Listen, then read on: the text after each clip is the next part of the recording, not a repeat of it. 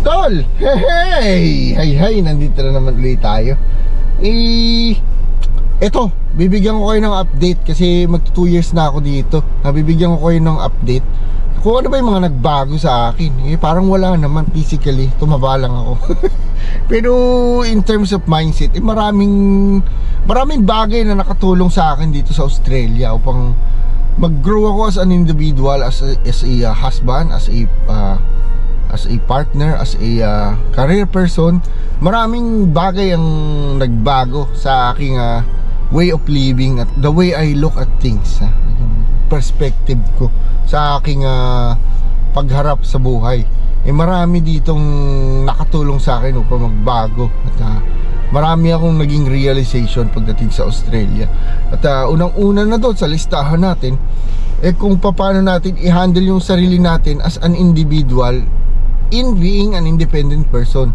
Do dalawa naman kami ni Tita Carol dito, pero syempre as an individual, tayo ang foreigner dito di ba? May tuturing mo na tayo yung foreigner dito na nangingibang bansa. Kailangan mong mag-abide sa rules nila. Kailangan mong i-fulfill yung mga daily, yung weekly bills mo, yung mga kakanin mo. Kailangan pagtatrabahuhan mo talaga. Kailangan maging responsable ka at saka very organized ka dapat. At may mga konti isusubi ka para sa future needs mo. Yung pangalawa, yung time management. Kasi very precious ang oras dito sa Australia, Napaka-precious ng oras dito, lalong-lalo na kung ikaw ay nagtatrabaho sa full-time worker. Kailangan na-realize ko, tol, na kailangan kong i-balance yung trabaho sa buhay.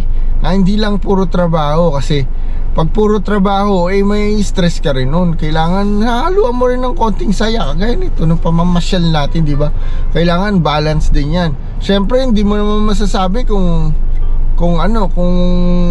siyempre, unpredictable ang buhay, di ba? Kaya siyempre, namnamin mo na bawat segundo at magpakasaya ka na. At kung ano yung makapagpapasaya sa puso mo, yun yung sundin mo, di ba? Tsaka yung pangatlo natin, yung being able to sustain my needs, my wants and my needs. Nasa-separate ko na yun ngayon. Dati kasi porke may hawak akong pera, yung wants ko at saka yung needs ko ay nagiging isa na.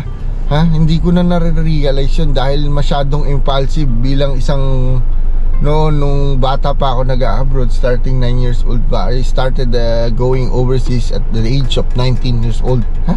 Kaya yung mga bagay na kinikita ko noon, hindi ko na isa-separate yung wants and needs ko, which is bad. Kasi nabubulagan ako at very impulsive ako dahil may hawak akong pera na at a very young age, may hawak kang ganong klaseng pera. Talagang mabubulagan ka ng mga bagay na kailangan mo at ng bagay na ginugusto mo lang, na para lang makapagpasaya sa puso mo. Hindi mo naman talaga kailangan. Yun yung na-realize ko dito. Bilihin mo lang at kuhanin mo lang kung ano yung kailangan mo. Hindi mo kailangan kumuha ng sobra. Tsaka yung pang-apat ko, tol, mamuhay ng payak. Hindi naman porke mamumuhay ka ng payak, mamumuhay ka ng malungkot. May maraming tao na simple lang ang pamumuhay pero masasaya sila. Yun yung mga pinakamasasayang tao kasi kontento sila kung ano yung mayroon sila. Para sa akin, yun yung na-realize ko dito sa Australia. Dahil wala tayong choice, kailangan natin maging payak. Pero sa totoo lang, ito yung pinakamasayang parte ng buhay ko, na yung mga maliliit na bagay na natatamasa natin, out of those things, yun yung mas nakakapagpasaya. Na kumbaga, pumunta ka sa isang grocery, di ba? Pumunta ka sa isang grocery na may pre-taste, tinikman mo, di ba? Tinikman mo, ang sarap nito, di ba? Parang ganon. Look forward ako para tikman ulit ito.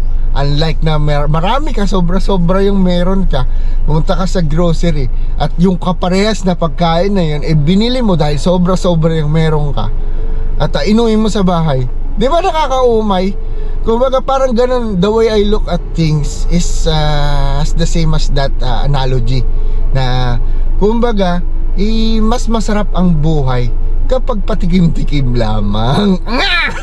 Kapang number 5 natin dito sa Australia na tanging permanente lamang dito yung yung mga taong magsisikap, yung mga taong nagsisikap na mabago yung buhay nila. Yun yung mag-excel talaga dito kasi sa sa hindi naman sa don't get me wrong, gusto ko sa Pilipinas, mahal ko ang Pilipinas, at paulit-ulit kong sasabihin na babalik-balikan ko ang bansa natin dahil mahal ko ang Pilipinas. Pero ito ikukumpara ko lang naman. At syempre habang tayo nandito, nangangarap din naman tayo na balang araw magiging kaparehas din itong Australia ang Pilipinas. Kasi sino ba namang ayaw na ang kanyang inang bayan maging kaparehas ng mga bagay na nakikita niya dito. Syempre nangangarap din tayo. Pero yun nga tol, dito magtsatsaga ka at pagsisigyapan mo, hindi conditional, guaranteed basta meron kang pagsisikap at papakitaan mo ng tiyaga at kabutihang loob, guaranteed dito ang success mo. Para sa akin para sa akin, kasi in my personal experience, so far so good naman. Kahit paano naman sa aking career, nagpapakita tayo ng extra effort. Nagkakaroon naman tayo ng compensation kahit paano. At na-appreciate talaga ng kumpanya kung ano man yung effort na binibigay mo sa kanila. Hindi yung puro pa pizza. Di ba sa atin, pagka medyo may konting hard work o pizza, o sige, dito very well compensated ka kung ano man yung effort na ni-spend mo sa isang certain na task, at nagawa mo to ng maayos at very successful yung naging outcome nun. Napaka-appreciative nila pagdating sa mga ganung bagay, since napaka-ano nga nila yung very vocal sila pagdating sa appreciation, at very sila, brutal sila when it comes to honesty. Australians are the most brutal person when it comes to honesty. At sinasabi nila kung ano yung nasa loob nila. Hindi sila nagkikim-kim na, hindi sila plastic. Yun yung na ko dito tol. Kung ano man yung nararamdaman nila at kung ano yung nakikita nila. For example, sa trabaho, I don't like how you work, ganon. I don't like how you behave, I don't like you as a person. Sasabihin nila sa iyo straight away. Hindi ka guys sa atin na si ano naman ganito, ganyan yung kukwento, di ba? Si ganito, si ganyan, ano ba yan? Ang ano naman, ang kupal.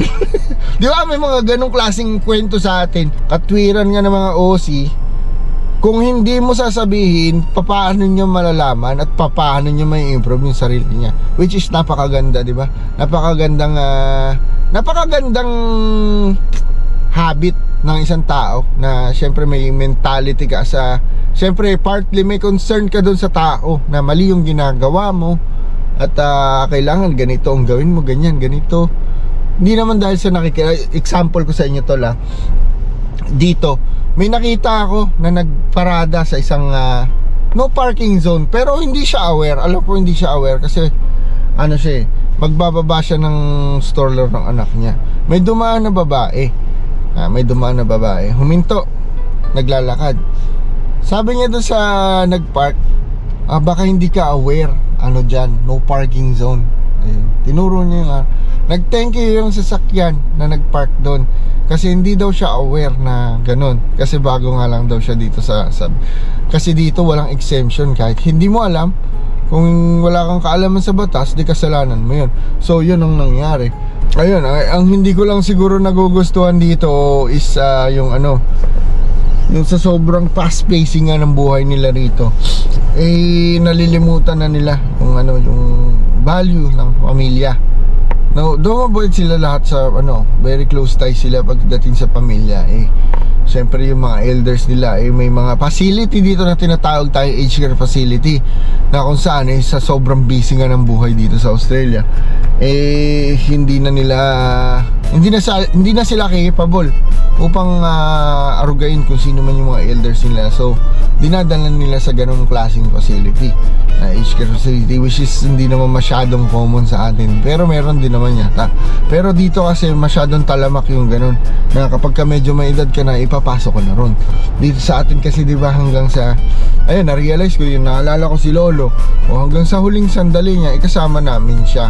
Naalagaan namin kung ano yung mga bagay na kailangan namin i-render para sa kanya, naibigay namin hanggang sa huling sandali. Yun siguro yung pagkakaiba ng kultura natin sa kanila, kaya kasi masyado tayong attached sa family natin. Though ganun din naman sila, pero maraming pagkakaiba sa family culture ng Australian tsaka ng Filipino, which is yun nga yung magiging konting adjustment natin kung meron tayong mga kasamang lokal dito. Pero attitude wise, marami na akong nakasalamuhang iba-ibang lahi tol sa iba't ibang parte ng mundo. Pero isa ang Australian sa pinakamabubuting taong nakilala ko. Walang halong pagpapanggap, walang halong pretension, walang halong no strings attached. Talagang mabubuti silang tao. Sa tagal ko dito tol, sa tagal na in-stay ko dito, sa dalawang lugar na pinuntahan ko, never pa ako na-experience ng racism dito. Kung Pinoy ka dito, kasi kilala nga ang Pinoy, di ba, sa pagiging masayahin, hardworking, pagiging tapat. Maganda yung pagtingin nila, impression nila pagdating sa Pinoy. Nakangiti sila pag nalaman Pinoy ka. Kasi syempre mukha din tayong Indonesian tsaka Malaysian, di ba? Pero pag nalaman nilang Pinoy ka, parang yung parang nare-repress yung nila, yung mukha nila. Biglang ngingit Philippines, ganun. Manny Pacquiao. Yung ganun, di ba? Siyempre, mas stereotype ng pagiging isang Pinoy. Kasama na si Manny Pacquiao dyan, di ba?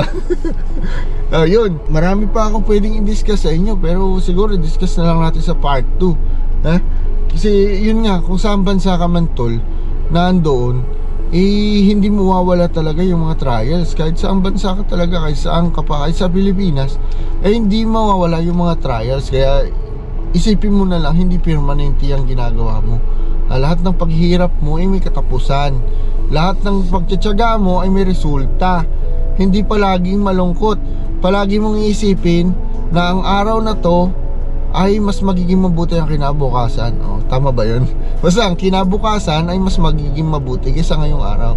Or kung titignan mo naman na much more challenging way, kumbaga wag kang aalis sa isang lugar na hindi ka natututo. Yun lang yun. Kung may matutunan isang bagay, win na yun sa'yo. Panalo ka na ron. Kahit umalis ka man na pagod, kahit umalis ka man na napagalitan, kahit umalis ka man na nagkaroon ka ng problema, kung meron ka natutunan na isang bagay o dalawa, tatlong bagay sa isang lugar na pinuntahan mo, panalo ka pa rin doon. Kasi at the end of the day, yung bagay na natutunan mo, hindi na nila maaalis yun sa'yo. Kahit ano man yung sabihin nila. Yun lang yun. Kaya ang taang buhay talagang patuloy lang yan, continuous process lang yan ng learning. Hindi, walang taong perfecto.